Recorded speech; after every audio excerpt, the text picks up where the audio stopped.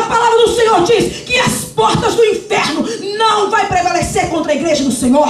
A igreja que permanece unida em amor não vai ser derrotada pelo inimigo jamais. Quando eu e você olharmos um para o outro e falarmos: vamos fazer a obra de Deus, vamos sim, Senhor. Fazer a obra de Deus, meu querido, não é você vir abrir a porta da igreja. Não é só isso. Fazer a obra de Deus não é só você vir sentar, ouvir o culto e ir embora para casa. Fazer a obra de Deus, qual é a obra? Qual é a obra que o Senhor veio resgatar? Jesus desceu do céu, largou tudo, deixou tudo, porque eu e você não temos nada. Nós nunca tivemos, nós não precisamos largar nada por causa do Senhor, mas o Senhor largou tudo por mim e por você. Ele deixou tudo e veio sofrer o mal de ser humano para poder compreender eu e você. Foi para poder compreender a nossa dor. Foi para compreender o nosso sentimento de rejeição.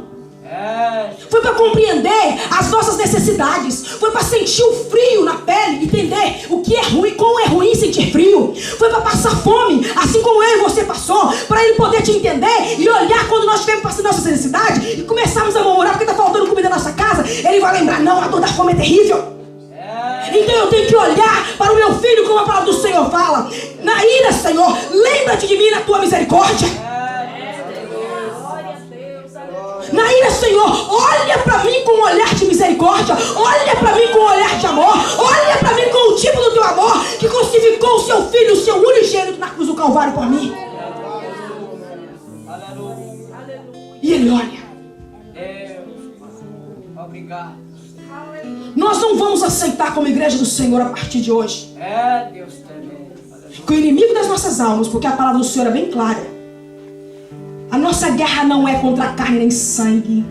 A nossa guerra é contra as potestades espirituais que habitam nas regiões celestiais, tá bom? São esses o nosso verdadeiro inimigo. Aí nós falamos: vamos fazer a obra de Deus. Aí você pensa que é só reunir e fazer um evangelismo. Não é só isso. A obra de Deus sou eu e é você. Porque Jesus Cristo, quando desceu, ele veio morrer por mim e por você.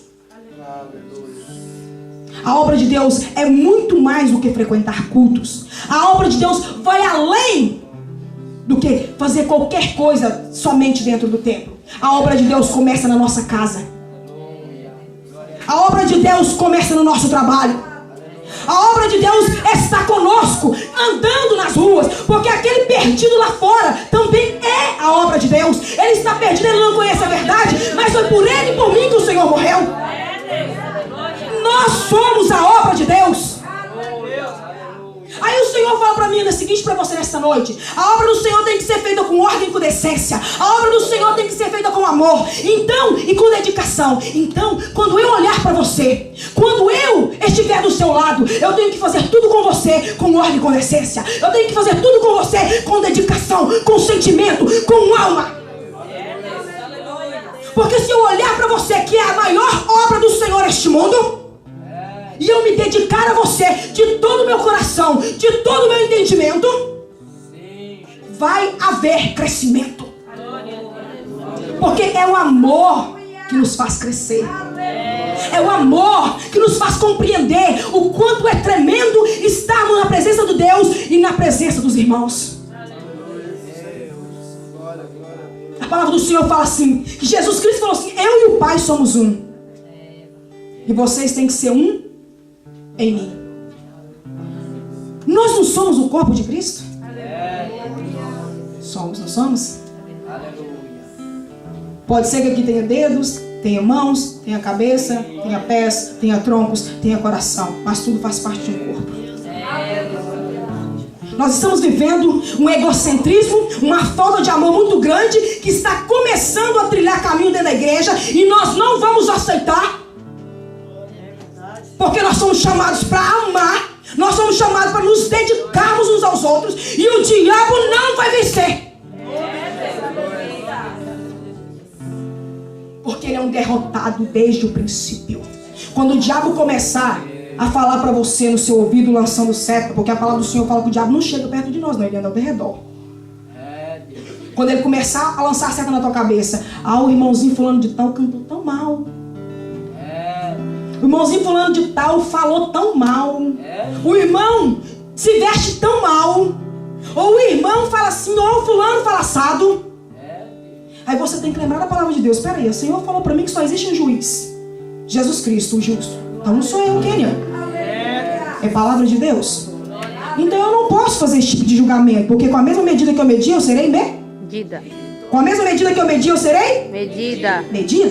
Então se com a mesma medida que eu medi, eu serei medido, será que se eu estivesse no lugar do irmão, eu gostaria que alguém falasse assim de mim?